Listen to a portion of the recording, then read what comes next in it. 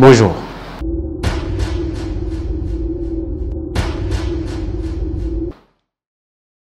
Pour moi, Félix Antoine Tshisekedi, c'est le Tshisekedi père, Étienne Tshisekedi Wamulumba, mais qui aura appris de ses erreurs. Je crois que Félix, c'est l'amélioration de son père. Il garde le même charisme que son père, il garde les mêmes principes, mais il a ajouté à tout cela la diplomatie. Et je crois que c'est ce qui a fait que le fils puisse arriver à obtenir ce que le père n'a pas pu obtenir dans le passé. C'est un homme très naturel, humble, qui a ses défauts, qui les reconnaît, et qui a ses forces, qui les reconnaît, et je le trouve bien dans sa peau de cette façon.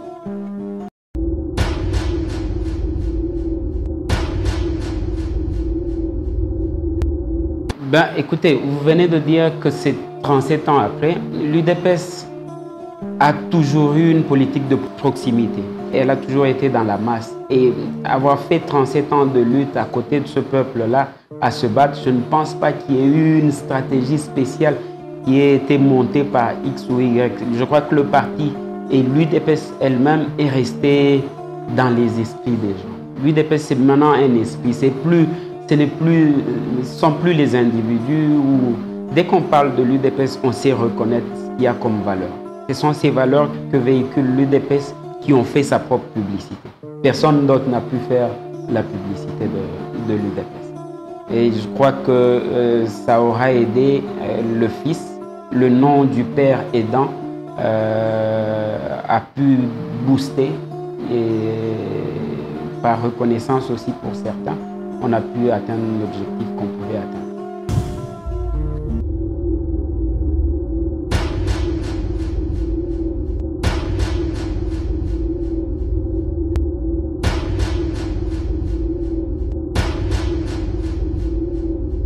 Non, je crois que c'était avec beaucoup d'émotion pour tous ceux-là qui ont combattu, qui ont été à l'UDPS, qui ont perdu des membres, qui ont perdu des cousins, des amis et tout ça, c'était émouvant de voir surtout l'heure de la passation ou même l'heure de la prestation de serment, c'était plus qu'émouvant. Moi, j'ai eu des larmes aux yeux. Je ne pouvais pas les retenir. Déjà, la nuit, le jour de la proclamation, c'était la première fois que je puisse autant sauter, autant jubiler comme un petit enfant. Et même mes propres enfants ne pouvaient pas en revenir.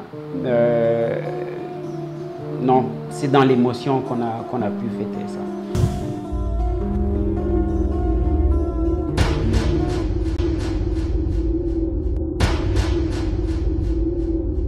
Non, je crois que c'est une première alternance qui vient avec ses bienfaits, mais aussi avec ses difficultés.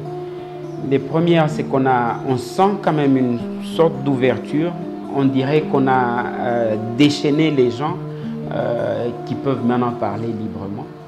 Tout ce qu'on a comme scandale, il ne faut pas penser que ça n'existait pas. Les 6 millions, les 15 millions, les ceci, le cela, ça existait depuis longtemps. Mais aujourd'hui, les gens sont libres d'en parler. Et ils peuvent dénoncer et le président peut entendre ça. C'est une des premières retombées, ça veut dire qu'on vit maintenant la parole au peuple. Le peuple d'abord, tel que l'UDPS le dit, ça veut dire qu'aujourd'hui, le peuple peut dire quelque chose. Sur le plan diplomatique, on a vu ce balai que le président a pu faire à travers le monde, qui nous ouvre assez de portes. Et nous pensons que cette année 2020, on aura des retombées finalement de tout ce balai diplomatique. Déjà, avec le FMI et la Banque mondiale, nous avons vu que les portes nous ont été ouvertes et on voit déjà les retombées. Sur le plan économique, je crois que les retombées vont se faire sentir cette année. Moi personnellement comme entrepreneur, avec tout ce qu'il y a eu comme ouverture, je crois que ça a pu aider les autres pays à pouvoir, et les autres partenaires étrangers à pouvoir comprendre que le pays est mis sur les rails et qu'ils peuvent avoir confiance. Ils ont un gouvernement avec lequel ils peuvent, un interlocuteur valable. Donc, sur le plan économique, il y a des ouvertures. On ne le ressent pas encore, mais je crois que d'ici peu, on pourra le ressentir. L'ouverture économique, évidemment, va nous amener sur le plan social, et je crois que c'est là qu'on attend beaucoup plus Félix. Si cette année 2020, on n'arrive pas à trouver de solutions sur le plan social, les salaires des gens, l'électricité, l'eau, les infrastructures, je crois qu'on risque de rater notre entame. Et on attend beaucoup Félix sur ce plan-là. Et nous pensons qu'avec tout ce qu'il y a comme réforme, tout ce qu'il y a comme volonté, ça peut nous aider à avoir des retombées positives.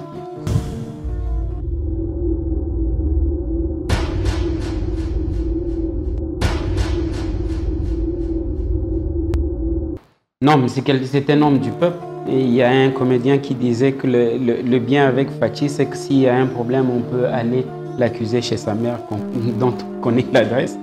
Donc, je crois que l'avenir, on sait le voir par les premiers actes qu'il a posés. L'ouverture au monde, l'ouverture envers l'Église, les grandes églises qu'on connaît, l'ouverture envers l'opposition, la libéralisation de presque tous les secteurs. Et je crois qu'il a bien entamé son mandat, son tout premier mandat. Et nous attendons maintenant voir l'effectivité, les retombées. L'avenir s'annonce radieux.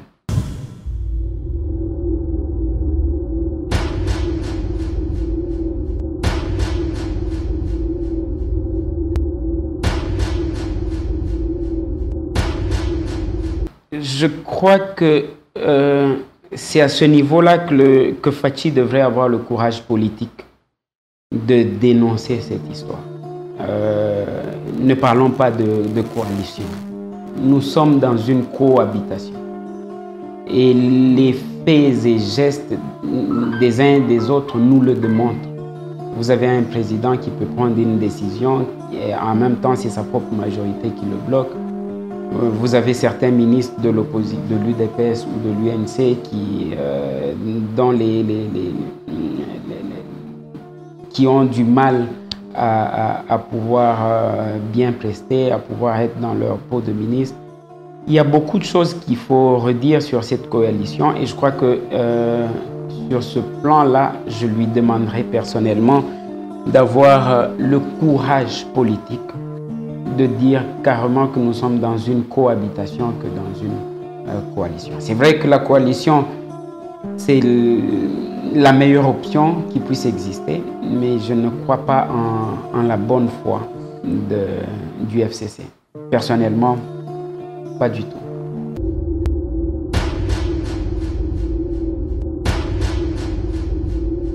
Je crois que ce régime a créé beaucoup d'espoir dans la population et nous avons besoin des signes positifs, des signes qui nous montrent qu'il y a un changement réel qui est impulsé.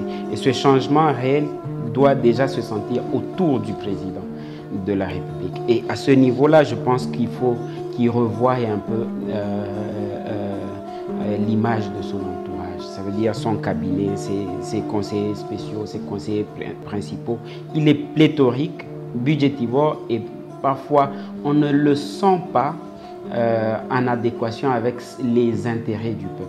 Nous voulons voir un cabinet réduit, peut-être même de 50%, mais avec des hommes techniques, plus orientés vers les objectifs fixés par lui, le président, et qu'on évite un peu tout ce qu'on entend comme scandale autour de lui. Ça ne nous aide pas, nous, à pouvoir, et beaucoup dans la masse, à pouvoir garder confiance en lui. Je crois que le président devrait faire un sérieux toilettage autour de lui. Et il donnera un très bon signe. Non seulement autour de lui, mais aussi au niveau du gouvernement. Je pense qu'il avait promis des évaluations périodiques. Ça fait une année qu'on n'a vu aucune évaluation. Il y a beaucoup de scandales, il y a beaucoup de ministres, je crois, qu'il faut évaluer, dont il faut revoir le profil. Et je crois que ça lui demande un courage politique énorme. Et au finish, en 2023, c'est lui qu'on jugera. On ne jugera pas Ilunkamba, on ne jugera pas Thomas Louaka, on ne jugera personne, mais c'est lui le président qu'on jugera. Et c'est lui qui présentera un bilan devant le peuple. Donc nous avons besoin qu'il fasse ce toilettage-là, pour le bien de la population, pour son bien et pour le bien de notre pays.